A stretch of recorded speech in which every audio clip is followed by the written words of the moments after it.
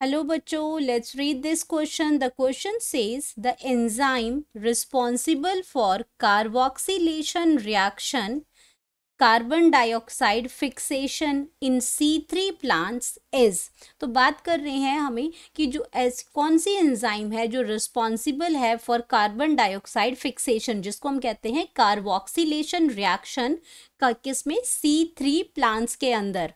तो इसमें कौन सी है, RUBP ऑक्सीजनेज है, या पायरुवेट डी कार्बोक्सिलेज है, या RUBP कार्बोक्सिलेज है, या फिर आपकी पेप कार्बोक्सिलेज है। इन चारों एंजाइम में से कौन सी एंजाइम है जो C3 प्लांट में कार्बोक्सिलेशन की रिएक्शन को ये कैटालाइज करती है एंजाइम। तो बात करेंगे सबसे पहले अपने की कॉन्सेप्ट की।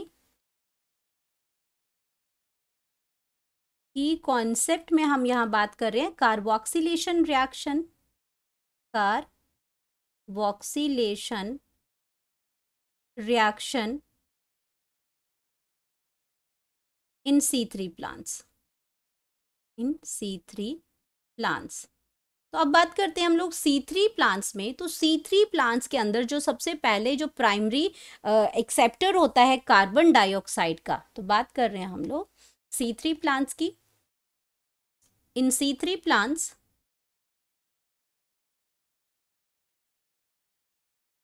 जो प्राइमरी एक्सेप्टर होता है, primary acceptor of carbon dioxide, वो आपका कौन सा होता है, RUBP। RUBP है, RUBP वो क्या करता है, कार्बन डाइऑक्साइड को एक्सेप्ट करेगा उसमें, एंड ये आपका प्राइमरी एक्सेप्टर है RUBP। अगर RUBP को अगर मैं फुल फॉर्म इसकी लिखती हूँ तो आपका ये आ जाता है राइबोलोज बिसफॉस्फेट, राइबोलोज बिसफॉस्फेट।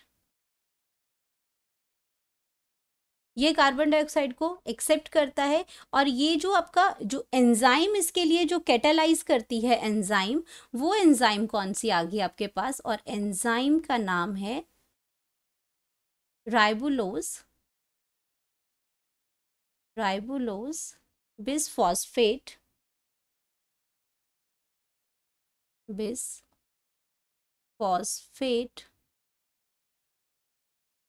बिसफॉस्फेट कार्बोक्सिलेज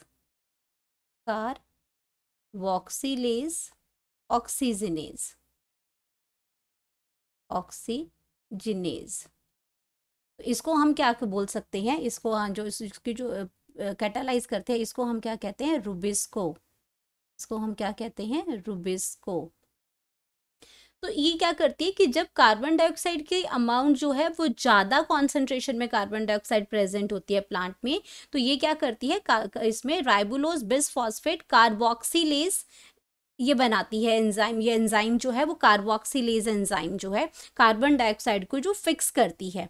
तो ये आपकी आ जाएगी RUBP कार्बोक्सिलेज, जब वो कार्बन डाइऑक्साइड के साथ कंबाइन कर रही है। तो ये एंजाइम कौन सी आ जाएगी, राइबोलोज, इनकी राइबोलोज कार्बोक्सिलेज। तो हमारे पास करेक्ट ऑप्शन क्या आ जाएगा, राइबोलोज कार्बोक्सिलेज है, जो कि कार्बन डाइऑक्साइड को फिक्स करती है इन C3 प्लांट्स के अंदर। और अगर मैं बाकी ऑप्शंस की अगर मैं बात करती हूँ, तो बाकी ऑप्शंस में क्या दे रखा है, RUBP ऑक्सीजनेज। RUBP ऑक्सीजनेज आपकी कब वर्क करती है, जब आपकी क्या करती है, ऑक्सीजन का कॉन्सेंट्रेशन इंक्रीज हो जाता है। RUBP ऑक्सीजनेज आपकी वर्क करती है जब ऑक्सीजन के साथ इसका कॉम्बिनेशन होता है, और उस रिएक्शन को हम क्या कहते हैं, फोटो रेस्पायरेशन,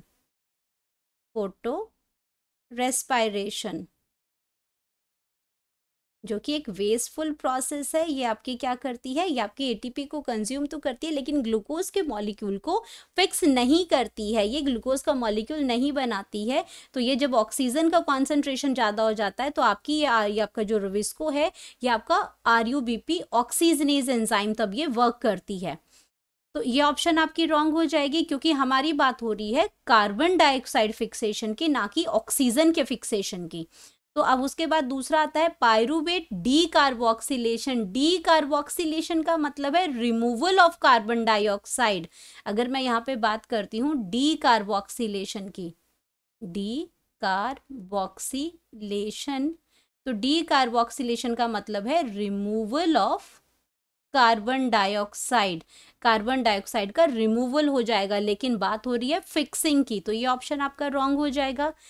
आरयूबीपी कार्बोक्सिलेज ही आपका एंजाइम बिल्कुल करेक्ट है, जो कार्बन डाइऑक्साइड की फिक्सेशन करती है C3 प्लांट्स के अंदर।